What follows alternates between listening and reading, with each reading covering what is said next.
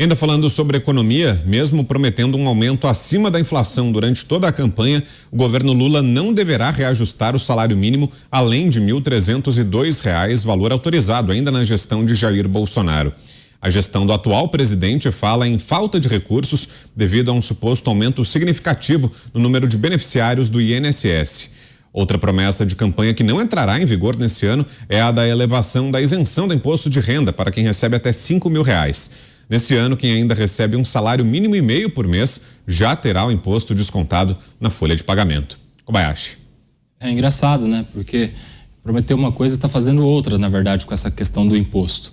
Ele deu a esperança, pedindo o voto para os seus eleitores, de que as pessoas não pagariam impostos se ganhassem até R$ 5.000. Agora, se a pessoa ganhar aí cerca de 2.000, 2.000 e pouco, ele vai pagar imposto. Então, a gente tem uma decisão, não é nem que descumpre uma promessa, mas que vai contra a promessa feita em campanha. E em relação ao salário mínimo, é muito interessante, que também é outra promessa que não está sendo cumprida. E aqui não é só desonesta com a promessa feita aos eleitores durante a campanha eleitoral.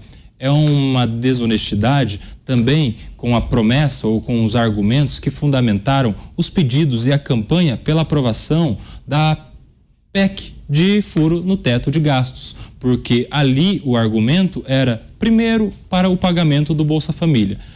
Essa tese, esse argumento já tinha caído por terra por conta da decisão do Supremo Tribunal Federal, que entendeu constitucional que os pagamentos para programas de renda mínima estivessem já naturalmente fora do teto. Então esse primeiro argumento já não se sustentaria, não pararia em pé.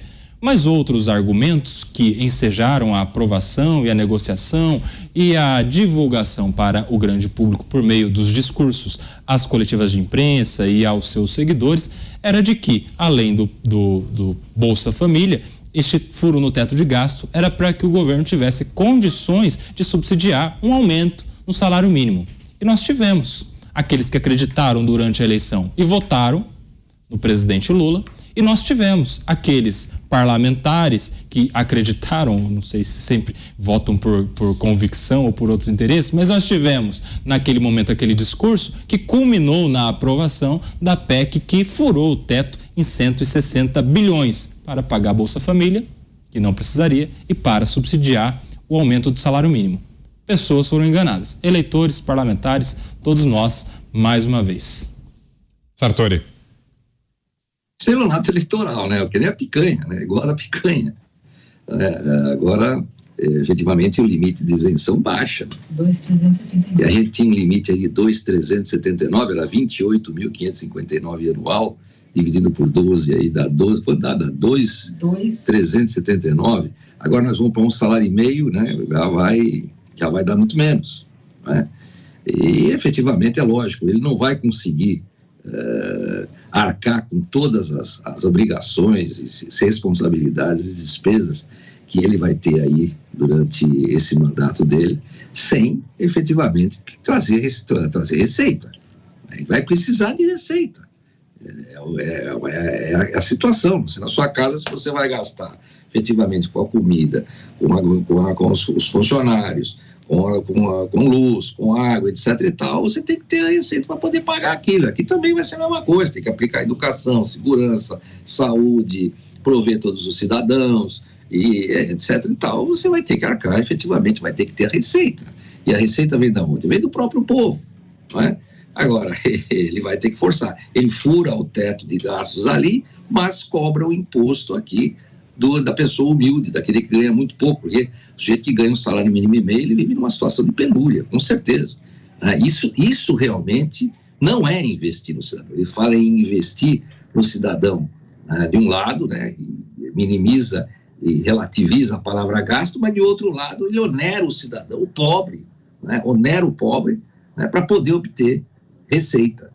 É realmente uma equação bastante perversa que a gente vê, e são só discursos de efeito que ele vai colocando aí, né? Infelizmente, como disse o Tiago aí, o nosso presidente Jair Bolsonaro, que agiu com lisura nas contas públicas e teve grandes resultados, inclusive na Covid, realmente, A gente não imaginava que o Guedes ia conseguir segurar a economia como segurou, mas com os discursos também bastante complicados, os discursos duvidosos que foram lançados, isso complicou um pouco a vida do presidente, complicou bastante a vida do presidente, né?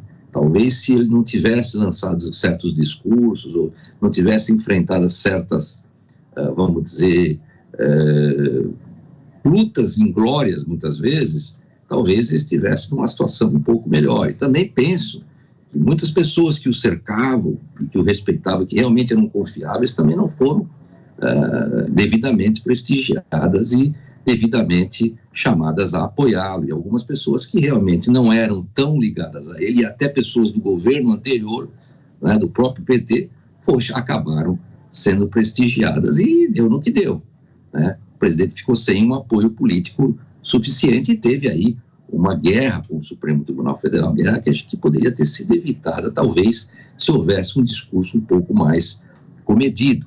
De qualquer forma, ninguém é perfeito, né? O presidente fez o que pôde. Eu realmente lamentei que tenha acontecido o que aconteceu, que tenha perdido a eleição, mas a vida continua e nós já temos um fato consumado. Então agora nós temos que ter essa oposição.